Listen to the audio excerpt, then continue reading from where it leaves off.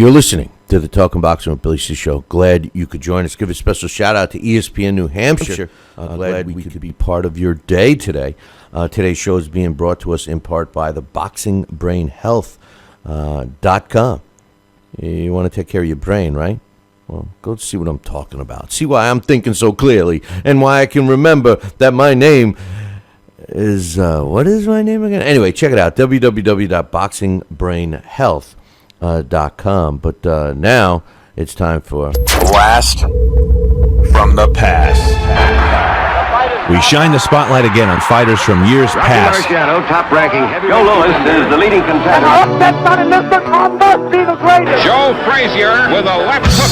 Good right hand thrown by Foreman that time. Look at that left hook. Belt that goes to Ray Mancini. It's Blast from the Past on Talkin Boxing. And today's Blast from the Past, which is being sponsored by KOFantasyBoxing.com. Check it out, www.KOFantasyBoxing.com. Features arguably one of the best heavyweights of all time. Never got a chance to fight for a world title, but he's a boxing Hall of Famer. His name is Peter Jackson. And joining me to tell us all about the late, great Peter Jackson is my man, Alex Perpali. What's up, brother? Good evening, Billy C. How are you? I'm doing a little better now. I mean, we kicked off the show with all kinds of technical. You were actually one of the first guys in the chat room, and I'm like, all of a sudden, the stream goes down, the sound system is messing up, and I'm sitting here. Oh, great! It's all happening now as the clock is ticking away. So it's good. It's good. Everything's good, Alex. So well, it's October. All those poltergeists are out. So the gremlins are in the machine, I guess, Billy C. I guess they are. And they're cold too. They're getting cold. They're getting razzed up. But anyway, hey, did I ever tell you? And I'm really pressed for time tonight. I shouldn't start talking about this, but I ever tell you that I ran into somebody? We were talking about pizza, and I was saying about Sal's, and I said. I go, yeah, the three top pizza I've had in my life. I said, this one place in Westchester, King Pizza, I used to go to. I said, my man Sal down in St. Simon's. I said, my buddy Alex has a place in New Haven, and the guy names the place right off the bat. Same thing. Remember when you sent me the soda? He knows the whole place. He knew the whole thing. He says, oh wow, see that? Wow, that's cool. So it's known around that they freeze, they vacuum seal them and ship them and everything. So. A small world, man, especially when it's coming to pizza. Peter Jackson. I figured you would like to talk about this guy. This is one of your boys, isn't it? Yeah, I like Peter Jackson. And I like a lot of the guys from this age, the guys, the black fighters who were locked out of the title picture. I think it's interesting to tell their stories, especially important to tell their stories because they were denied the just position that they deserved, which would have been right at the top of the sport when they were in their prime. So it's important to talk about them now if we could, sort of try to correct history in that sense. I think that's what your book does. I think that's it's a positive thing. Well, Peter Jackson was clearly one of those guys. He was regarded during his era. I mean, how many times does his name come up when you're referring to all these other previous great fighters? And you say to yourself, well, he must have been a champion at some point. And although he was the Australian champion, he never was a world champion, never got the chance. And like you said, because of the color of his skin. And when you start to look at who he stepped in the ring with, I mean, it's unbelievable. And then when he left, and it was all at such a quick life. I mean, he left us pretty young. Tell us about Peter Jackson. Yeah, and I think the other thing about him that I think is important, especially being a heavyweight, this happens a lot more at the heavyweight division than the others, is that he becomes this international superstar and sort of an ambassador for the whole sport as well. A figure that, I think that's the thing about a heavyweight champion is they sort of do straddle the line between like a sports figure and a folk hero. And Peter Jackson certainly did that. He was born July 3rd, 1861, in Frederiksted, St. Croix, which is in the Danish West Indies. And he was very well educated. He was bilingual. He spoke English and Danish. His parents his father worked in a warehouse, and his family moved to Australia when he was 6. That's according to. There seemed to be. I remember when we did him once before, we had a couple of discrepancies as to how exactly he got to Australia. Evidently, he did grow up in Australia, but then he had lots of jobs, and one of them was working as a sailor, and he did actually sail around the world. He sailed around. Sold? Is that the past tense of sail? No, he sailed around the world. He sailed around Cape Horn, which was that was a big deal to do that. Evidently, where those currents come together at the bottom of the world there, it could be pretty rough. And we're talking, 1870s, 1880s.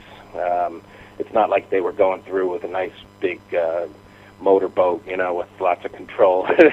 Well, to some degree, you were taking your life in your hands in those on those round-the-world cruises. In the 1800s, though, the world was round by then, because yes, prior to it was round. You couldn't fall off. I mean, prior to that, it was flat. So at least he had that going for him. But yeah, he did end up living in Australia and worked as was called a boat puller, and evidently that had a lot to do with fishing as well. He was an incredible swimmer, and I guess they did, as well as working on the docks, probably, untying boats and pulling back the docks into position and getting them situated, in the dock itself. There was a fishing component to that job. There seems to be, there's a biography about him, and if you do like a Google book search, you can read excerpts of it by a guy named Bob Peterson.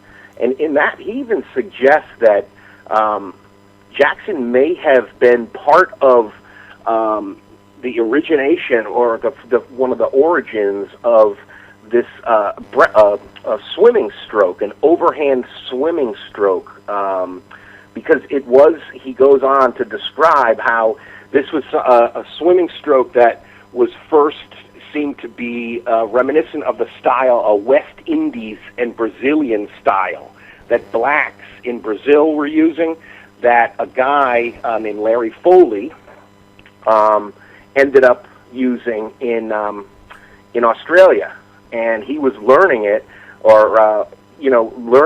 watching Peter Jackson doing it. So it could be that he even had influenced another sport, not just boxing. Because it was one of his things that, it was called the trudgeon crawl, and it was an overarm swimming with a flutter kick, a trudgeon stroke. So that I thought was kind of interesting because that's how athletic this guy was. I mean, he had a very, very physically demanding early life. And I mean, that's one thing. And it's getting cold now, but when I'm reading about this, I mean, he was working all the time in real sunny places on the shore and in and around marinas. He could also be part of why his physique was considered very muscular and everything else, but he was kind of compact. He was slightly over 6'1", but he was pretty muscular as most descriptions of this guy was. So maybe that had something to do with, what he did early before he became the Black Prince in boxing.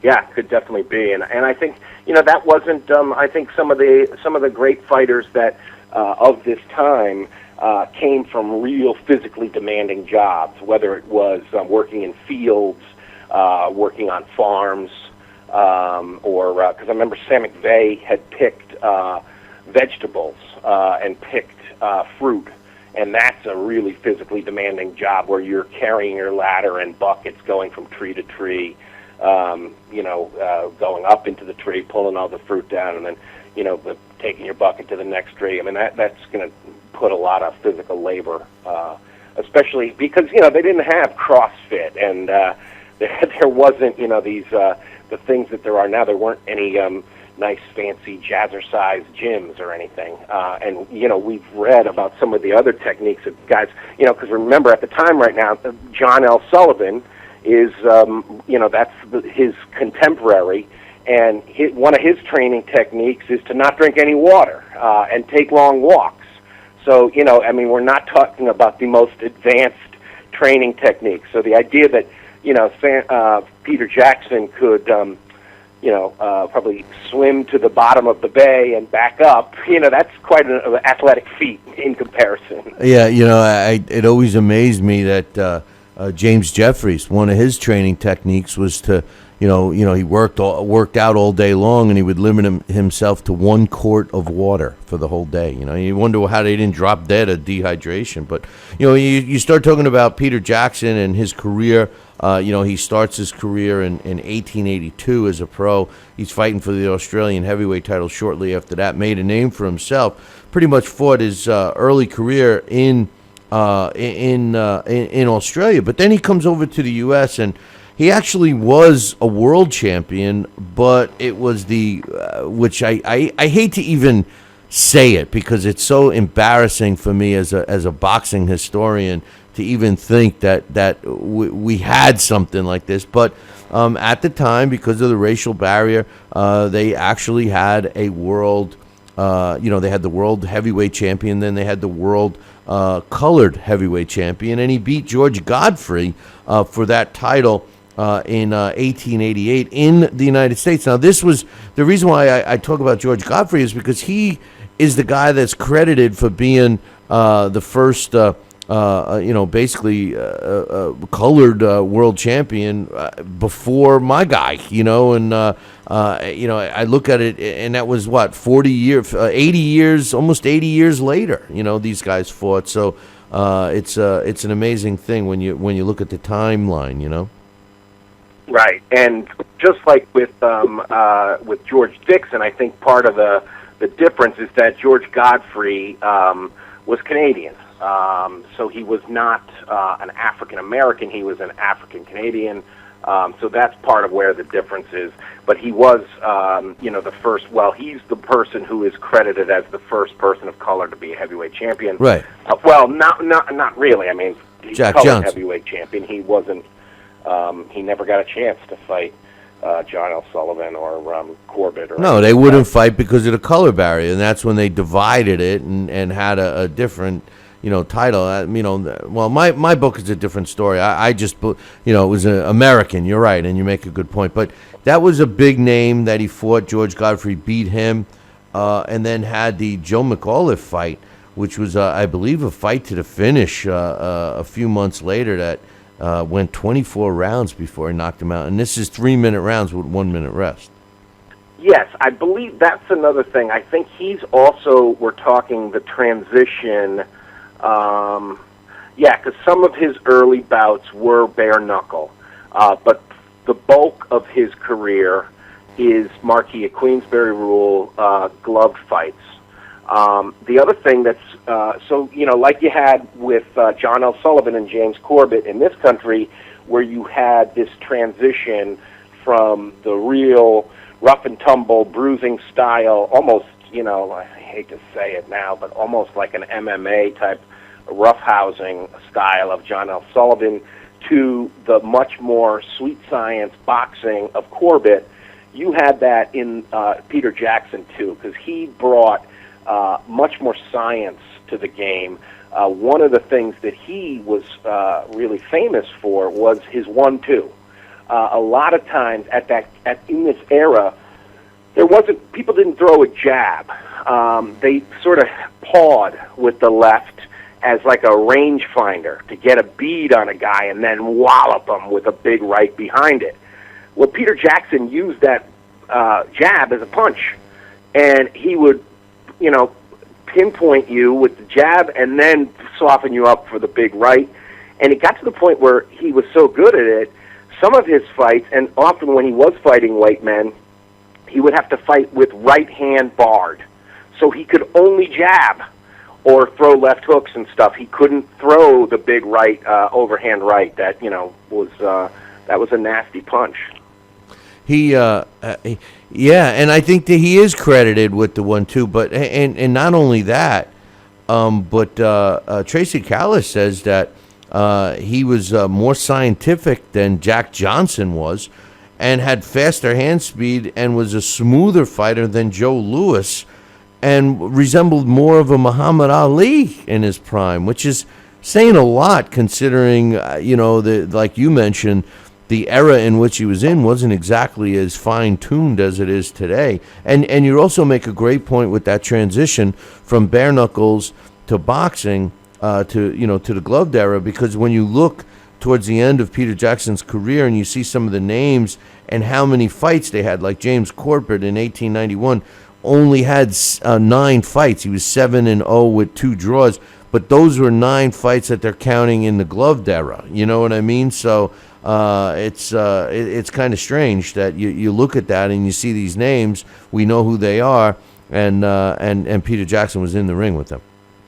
Yeah, definitely, and I think that's one of the things too, that even though he does not have that, he didn't, that John L. Sullivan didn't give him the respect he deserved of letting him actually prove himself against each other. The best fighting the best.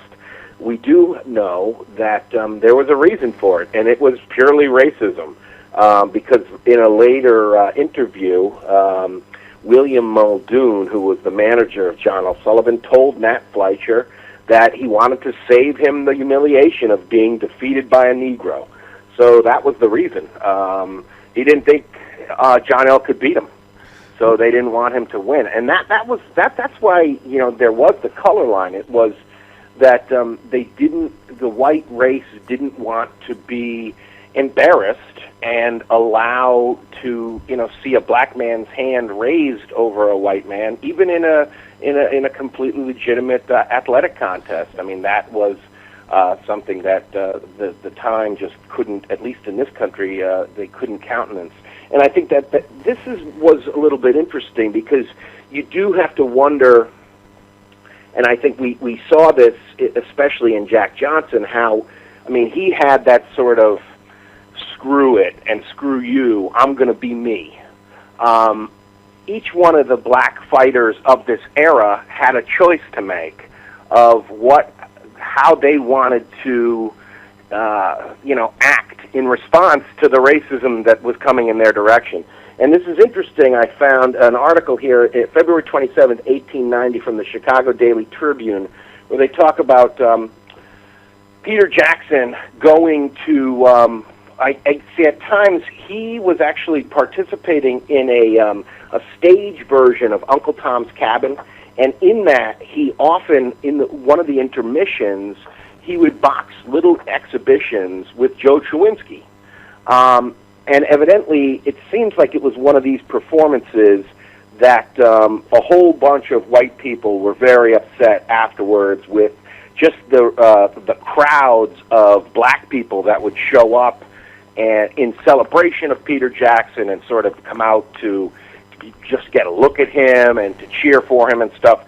And that there's described here right in Baltimore, Maryland. Again, this was the Chicago Daily Tribune. In Baltimore, Maryland, there was this egg throwing reception that almost descended into a riot, but the police broke it up. Well, then I see about 3 days later here in the San Francisco Chronicle, Peter Jackson is asked directly about it, and he really, really downplays it. And I'm wondering if that was the way that he, tried to get along, was that rather than, you could picture Jack Johnson being sort of, receiving it in a very different way. But what Peter Jackson said, it was very quotable. He said that yarn about the riot was greatly exaggerated. So, he was a clever, smart guy. He was not just a pug that was going to be used by even the white press, which I thought was kind of interesting. Yeah, it seemed like he, wanted to diffuse the situation. One thing we don't have as much time as we usually do, but one thing I wanted to mention about the color barrier is it seems that it was selective sometimes with these guys, Alex. Because, definitely, that's a good point. Because James Jeffries is a great example. Jeffries fought Peter Jackson and beat him. It was his second to last fight. And James Jeffries was the guy that was like, I'm not fighting. I'm not going to fight a black man. And it was one of the reasons why he retired and kind of ducked Jack Johnson. But yet he did fight Peter Jackson. So I think it's like selective sometimes. No, I think that's a very good point. I think that's selective when they know they're going to get their butt kicked. Then they all of a sudden you see that a lot in just look at the way, because Jim Corbett, we have a nice little view into sort of the thinking of the racist mind of the time, because he's an unabashed racist, Corbett, and he did a lot of writing about the sport. And just if you see the way he wrote about Sam McVeigh compared to Joe Jeanette, you could see that one he held in much higher esteem, and then when you start thinking about the way each man acted, there were certain things that if you did this and that and acted in a sort of a more acceptable way according to the white man of the time, you'd get better fights, that kind of thing. So and you'd be treated differently. And I think that Jackson was more along the lines of a Joe Jeanette than a Sam McVeigh, and I think, of course, we saw Jack Johnson was much more treated even worse than a Sam McVeigh because of his greatness. Alex, Peter Jackson was, winding down his professional career. He had kind of retired in 1892, came back and had a couple of big fights. One was the aforementioned James Jeffries in 1898. His last fight was he lost to Jim Jeffords. It was back-to-back losses in 1899. And then he passed away not too far after that at 40 years old. Now, I'm a little confused with that timeline, because I know that he had opened up a gym and that was very successful. Did that take place after his somewhat retirement in his fight against Danny Klinfelver or however you pronounce his name, in 1892? Did he get involved with the gym then and then just made a comeback for extra money, or do you know anything about that? I'm not sure about the gym. I would assume that it must have been after, but all through this time, he was still doing the play. They had quite a run. If you go on Cyber Boxing Zone and look at his record, it's amazing. I mean, it was like just like a play that a touring company that does a play in different places. They would not only would he do some of the acting, but then they would do these little exhibitions, and he would do 3-round bouts with Joe Chewinski. And this was, in 1894, all through 1894. That must have been the year where they toured. It's just about, it's several times a month they were doing this little sparring. But then, I would think that at some point the tuberculosis must have, cut him his physical activity down tremendously. Oh yeah, and then he passed away at 40, and that was terrible, really. And according to BoxRec, he's 154 years old today. So they still haven't fixed that. But who did you put him in with? I put him in against two of our top heavyweights of the day, Mr. Vladimir Klitschko and our friend Deontay Wilder. Against Vlad, he actually did really well against both these guys. And I thought it would be interesting to see him and Vlad, because even though he was only 6 feet tall, 195 pounds, his best combo is kind of what Vlad's really good at, too. So in a way, it would be kind of interesting to see the dueling 1-2s. But according to the computer, the Title Bout Championship boxing game, Peter Jackson mops the floor with him. He dropped him. The first time I had them fight, he dropped Vlad in the 4th. And then Vlad came back and cut Jackson on the eyelid in the 5th, and Jackson went on to knock him out at 1 minute and 50 seconds of the 8th.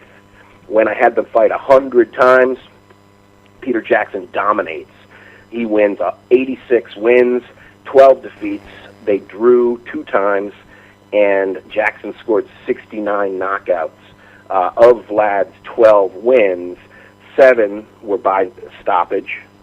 Now, against Deontay Wilder, the first time I had them fight, Peter Jackson really put a hurting on him.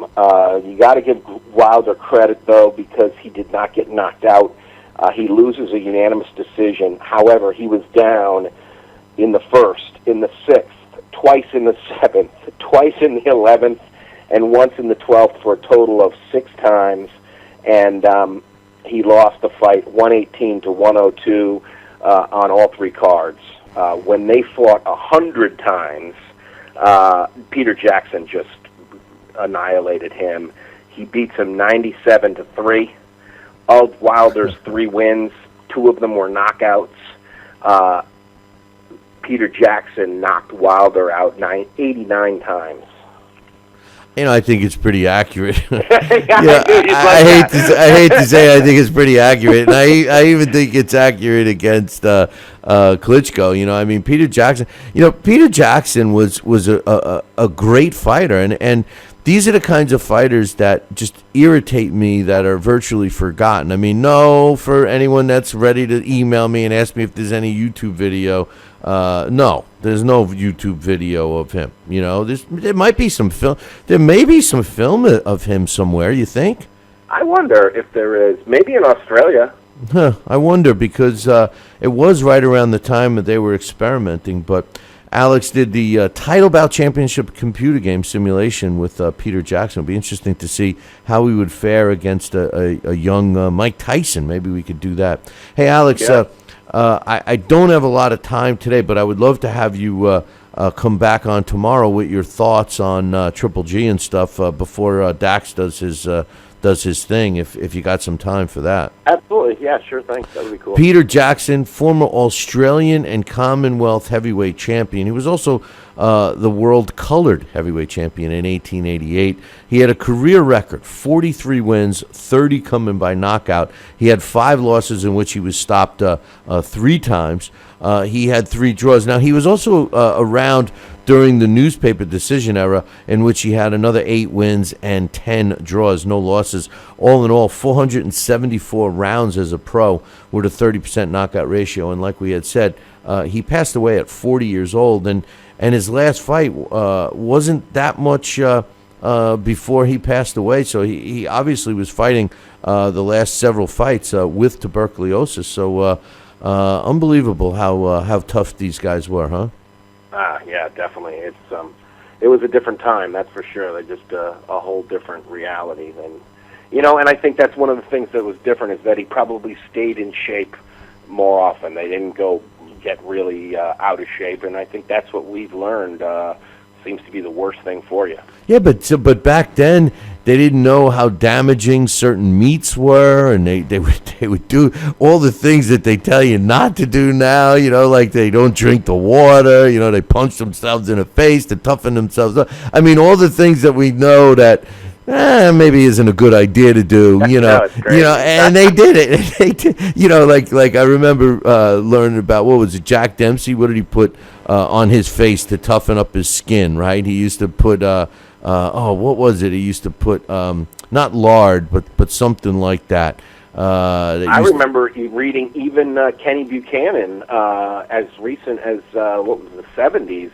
I forget if he was soaking his hands in urine or his brow in something like that. It was something pretty gross, I remember, and he gets a good laugh out of it. It was that one of his trainers was tricking him about it.